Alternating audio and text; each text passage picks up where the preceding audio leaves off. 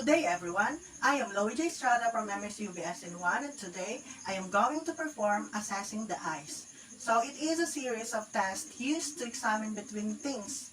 It also covers eyesight and the ability to concentrate on and distinguish additional eye-related exams.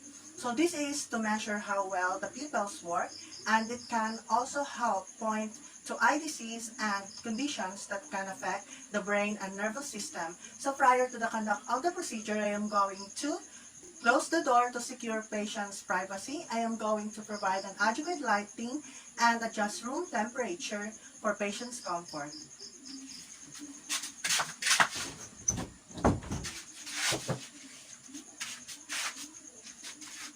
Then, gather the necessary equipment such as pen light. So here's my pen light. An object such as pencil or etc. So I have here a ball pen. Then a ball pen and the patient's record sheet. So this is my patient record sheet. Cotton balls. Also the index card. So here's my index card. And also the Snellen eye chart. So, identify the patient and explain the procedure. This is to improve the client's comprehension of health and responsiveness to treatments. Then, do hand washing. Hand washing prevents the spread of infection. Okay, so now I am going to introduce myself to my patient and verify her identity and of course explain to her the procedure that I am about to do. So, good morning ma'am. I am Loie Estrada, your student nurse for today. May I see your wristband please? Okay. Please state your complete name and your birthday, please. December 15, 1994. Okay, thank you, ma'am. So today I am going to assess your eyes, ma'am. Is it okay with you? Yes. Okay. External eye structures. First, inspect the eyebrows, hair distribution, alignment, skin quality, and movements. So this is to check if free from flakes and drainage. Okay, now your eyebrows are balanced. They have a good symmetry, and your skin it's fresh, and the distribution of the hair of your eyebrows, ma'am, it's good. Okay. Then, inspect the symmetry and distribution of the eyelashes and direction of curl. So, eyelashes should be evenly distributed and symmetric. Okay, ma'am, so your eyelashes also is evenly distributed and it is symmetric. Then, inspect the eyelids and note for any lesions, edema, its position in relation to the cornea, ability to blink, and frequency of blinking. So, redness and irritation of the eyelid margins affecting one or both eyes. Okay, so your eyelid looks okay, ma'am. It is. Can you blink, ma'am? Okay, it's either. Gently retract the client's eyelids with your thumb and index finger and ask the client to look up and down and from side to side. So it should be symmetrical, not protruding, not sunken. So okay, ma'am. I will touch your cornea, ma'am. So please bear with it. Okay, please look up and down and side to side. Okay. Okay, your eyes are okay. Then, inspect the Conjunctiva. color, texture, and presence of lesions. So, the Conjunctiva. on the eyeball should be equally white in both eyes.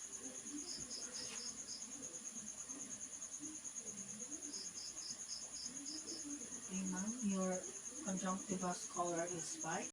Using the tip of your index finger, palpate the lacrimal gland. Check for edema and drainage. So inspection of the lacrimal drainage system involves dilating the puncta first.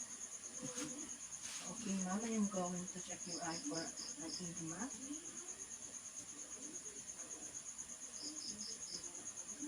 So, okay, ma'am, there's no edema present. Then, inspect the sclera. Note the color and presence of lesions. So it should be white and free of lesions. Okay, ma'am, I am going to check your sclera now. Kindly move your eyes downward. Okay, your sclera is white and it is free of lesions. Then, inspect the cornea and lens with a pen light. Ask the client to look straight ahead. So, in evaluating the cornea and iris, look for opacities of the cornea or lens and for abnormal bowing and forward of the iris.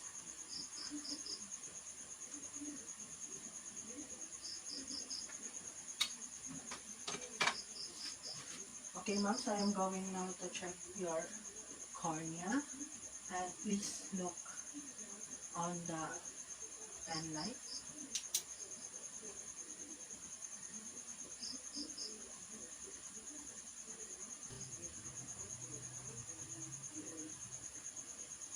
Okay. Hold the pen light at the side of the client's eye. Note the color, clarity, texture, and any presence of lesions. So this is to observe the response of the lighted area of the pupil, which is expected to quickly constrict. Okay, ma'am.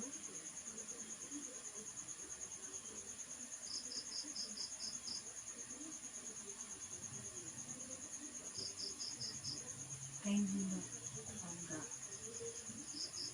okay. Okay, so your pupil is also okay. Then, test the corneal reflex with a cotton mist. Ask the client to keep both eyes open and look straight ahead with a whisk of cotton lightly touch the cornea. So this is to observe for blinking and tearing in the eye. At the same time, observe whether his other eye blinks. So I have here a cotton. I am going to check your cornea, ma'am.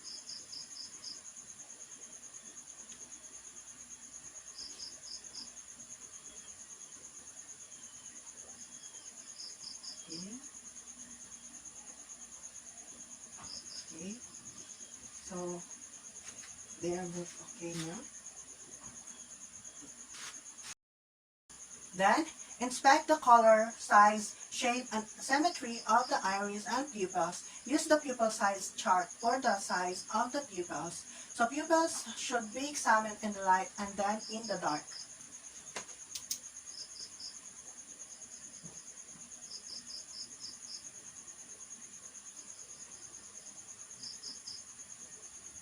Okay, ma'am, so your pupil has the same shape, ma'am, and the texture also. They are evenly distributed. I mean, the size, they are the same. And if the other pupil constricts, then the other one also constricts. So your pupil's diameter, ma'am, is between 2 to 3 millimeters in bright light and between 4 and 6 millimeters in dark. So, inspect pupils for color, shape, and symmetry of eyes. So this is because these phenomena are best tested with the pupils in a semi-dilated state.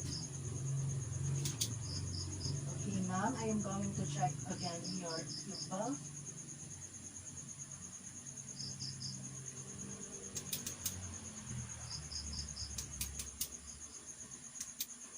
Okay, your pupils are good and also they react in the same manner.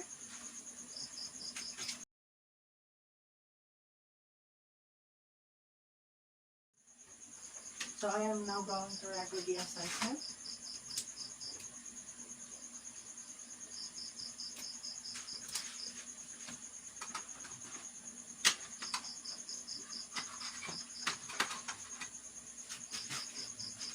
Direct and consensual reaction. So first, assess the pupil's direct and consensual reaction to light using a pen light. So this allows the eye to adjust the amount of light reaching the retina and protects the photoreceptors from bright lights. Okay, ma'am, so I am going to check again your retina.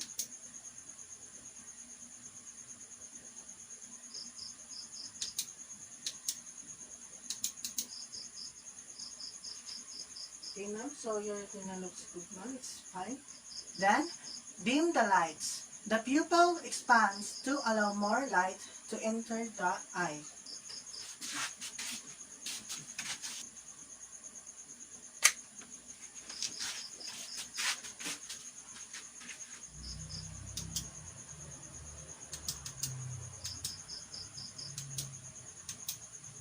Okay, ma'am, your pupils are constricting when I am turning on the pen light, and when it is dim, so it is normal, ma'am, so nothing to worry about.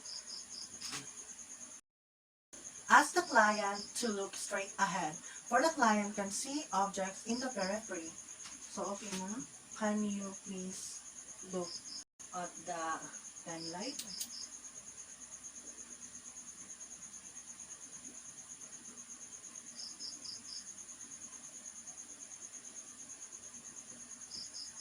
Okay, ma'am, the reaction of your pupil is good. So wear the pen light, approach from the side and shine a light on the pupil. This is to observe the response of the lighted pupil, which is expected to quickly constrict. Okay, ma'am, look ahead, ma'am. Okay, the other side.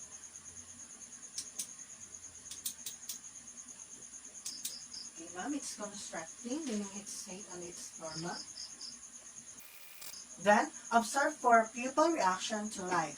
Constriction of pupil should be noted, so the reflex is consensual. Normally, light that is directed in one eye produces pupil constriction in both eyes. Okay, ma'am, so I have observed that the other pupil also reacts as I turn on the pen light. Okay. Then, shine the light on the pupil again and observe the response of the other pupil. Constriction of pupil should be noted.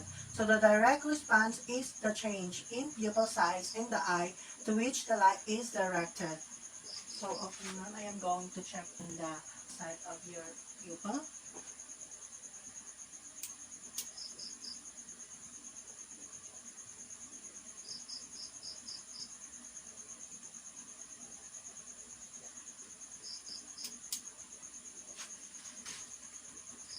So, the farther the light, ma'am, from your pupil, the more likely the pupil to expand, ma'am. Then, repeat the procedure on the other pupil. So, for better accuracy of the assessment, then compare reaction and size on both pupils. So, this is to know if there is a need for further assessment.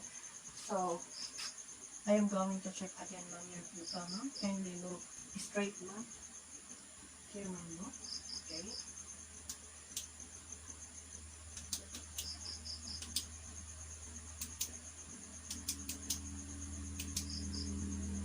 Okay, ma'am, so they are both reacting in time, ma'am.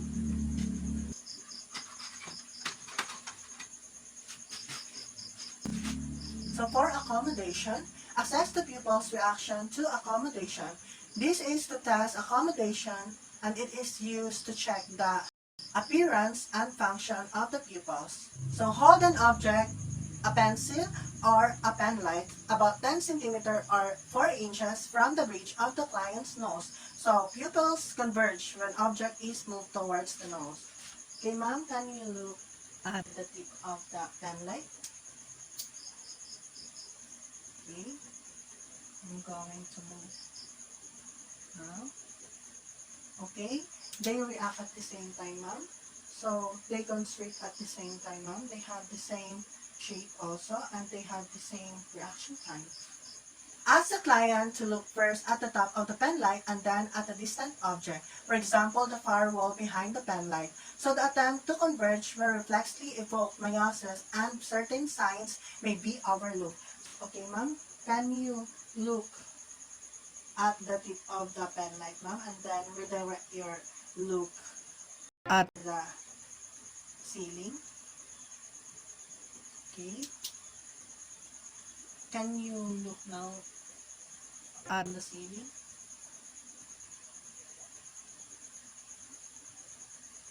Okay.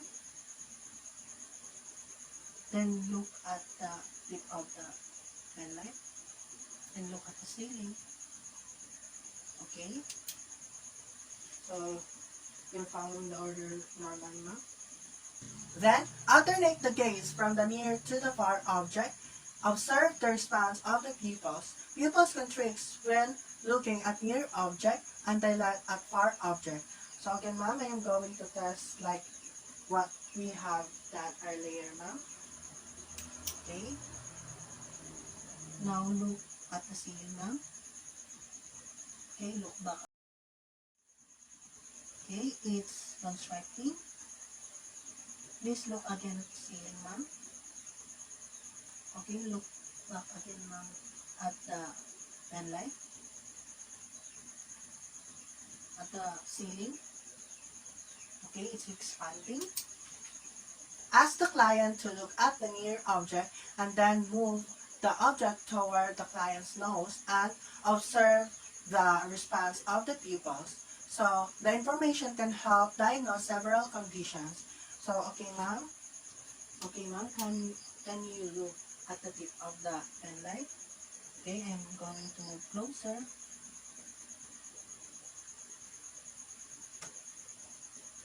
Okay. As I move it closer, it's constricting. Let's see the other pupil.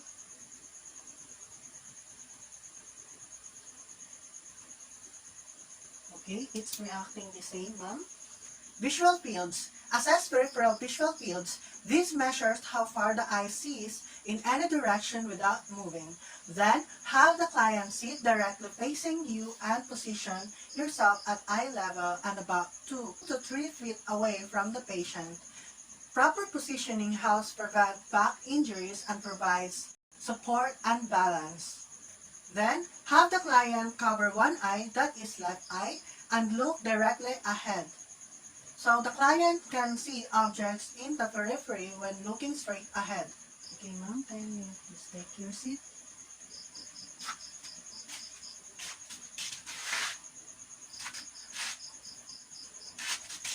So, okay, ma'am, I am 3 feet away from you. And can you please cover your left eye? So the level of our eyes are the same now. Okay. Then, cover or close your eye, that is left eye, directly opposite the client's covered eye and look directly at the client's nose. So the fusion reflex is blocked when one eye is covered. Then, hold an object, penlight or pencil, in your fingers, extend your arm, and move the object into the visual fields from various points in the periphery. So this is to assess the patient's ability to follow the movement with their eyes.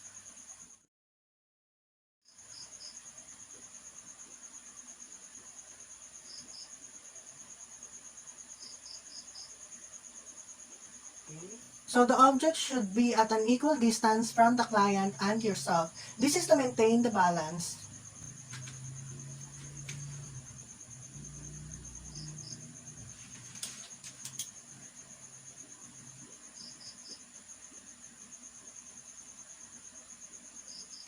Ask the client to tell you when the moving object is first spotted. This is to monitor the eye. Okay, ma'am. So where did you spot the object, ma'am, at first, ma'am? Right. Then, extend and move your left arm in from the periphery. This is to test the temporal and oblique angles in the patient's field of vision. Then, repeat procedure on the right eye. This is for better accuracy of the assessment. Okay, ma'am, kindly put your hand on your right eye. Okay, ma'am, I am going now to check your eye. Okay, so I am going now from the bottom to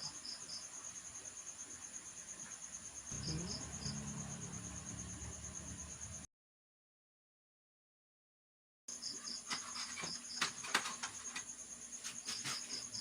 Extraocular muscle test. So this is to assess the 6 ocular movements. It is performed to evaluate any weakness or uncontrolled eye movements. Stand directly in front of the client and hold the pen light about 1 foot from the client's eyes. So proper positioning helps prevent back injuries and balance. Okay, ma'am, can you please sit? Okay, just relax now. Then, instruct the client to focus on the top of the pen light and to follow the movement of the pen light with his eyes only. This is to assess the patient's ability to follow the movement with their eyes. Move the pen light in a slow, orderly manner through the 6 cardinal fields of gaze. This is to assess the function of eye movement. Okay, ma'am, can you please follow the light? Okay, from down right. Okay, from down right to right, level of the eye, and then to the up right, then to the down left, then to the eye level of the left eye, and to the up left. Okay, just follow along the okay. Then, stop moving the pen light for a few seconds. Since most of the light entering the eye does not escape, the pupil appears black. Perform the cover-uncover patch test. If there is weakness in one of the eye muscles, instruct the client to stare at the top of the pen light held about 6 inches in front of client's eyes. This is to monitor the patient's pupil. Okay, ma'am, so we are going to have the cover and uncover patch test. With a small index card, cover the client's eye and observe the uncovered eye. The fusion reflex is black when one eye is covered. Okay, ma'am, can you please handle this and put this on your left eye? Okay. Okay, so please follow the light now.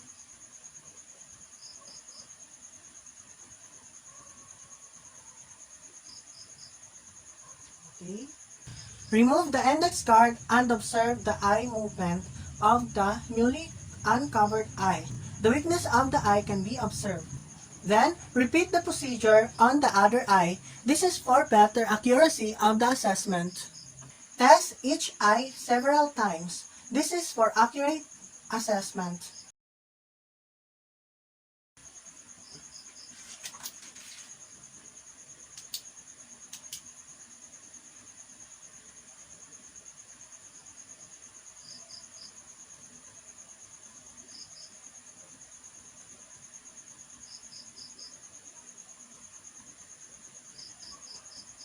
Okay, ma'am.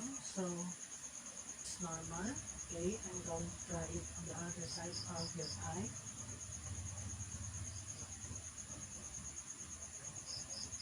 Okay.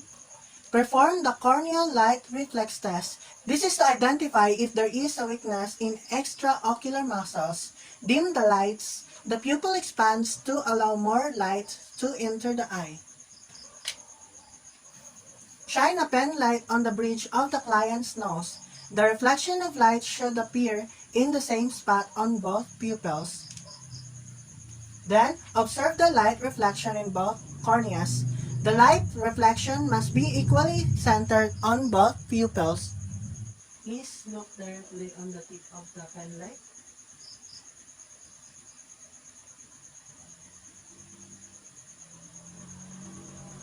Okay.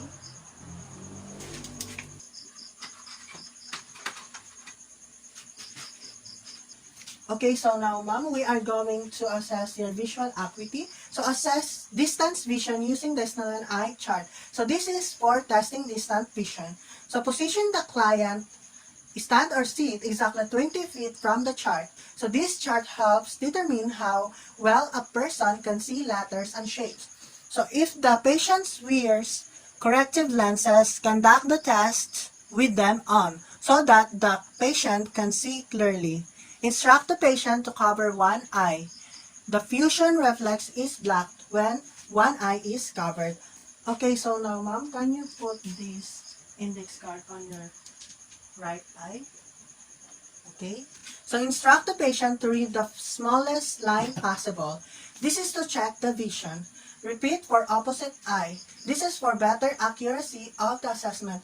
Okay, ma'am, can you tell me what letter is this? A, Okay, this one.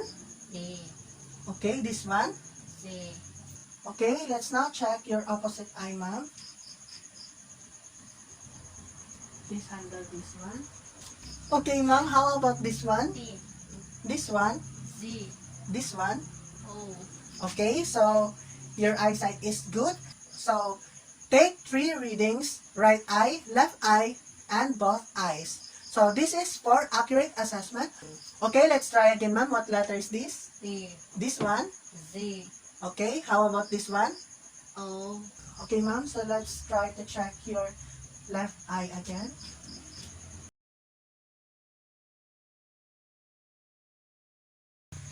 What letter is this? T, This one? Z, This one? T, This one? Z. Okay, so now we are going to test both of your eyes, ma'am. I will now going to get the index card from you. Okay. So what letter is this, ma'am? T, This one? D, Okay, this one? D, Okay. How about this one? D. Okay. So your eyesight is good, ma'am.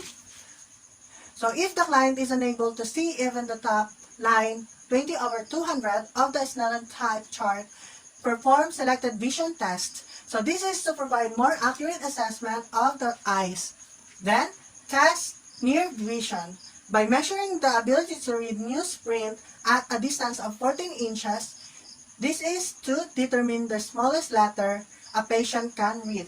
Okay, so ma'am, this is the smallest letter of the Snellen chart. So, can you please read this one? E, Okay. This one? D, Okay. This one? B.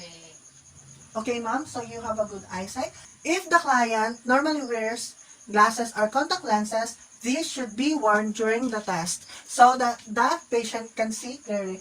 Have patient hold and read from newsprint at a comfortable distance for the patient not to be uncomfortable. Okay, ma'am. Please read this, ma'am. At this distance. Okay, can you read this one, ma'am? E, Okay, this one. F, Okay, how about this one? E. Okay, thank you, ma'am. Then, document the readings of each eye and both eyes. These actions assure correct documentation and that you are a professional. Okay, ma'am, so I am now going to get this. Thank you.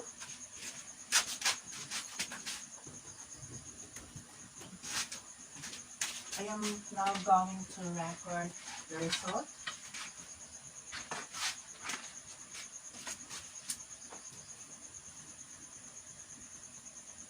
Okay, ma'am, can you please speak properly? Next, light perception. Shine the light on the side of the head of the client. This is to observe the response of the lighted pupil, which is expected to quickly constrict.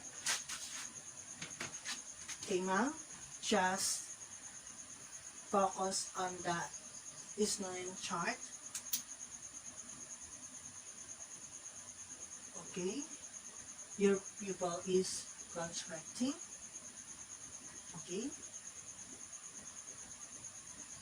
Okay. They are reacting at the same time. Ask the client to tell you when the light is either on or off. This is to check if the human eye reacts with light. Okay, ma'am, is the light now on or off? Oh. Okay. Let me check.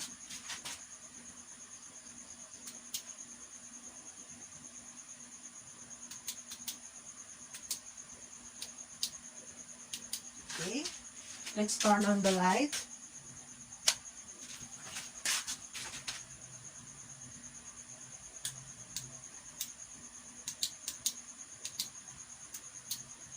Okay, your pupil is reacting, ma'am. So since it is reacting, it means that your eye is good and that you are in a normal state, ma'am. Thank you for your cooperation, ma'am. You may now lie down. Okay. I'm now going to record the assessment, ma'am.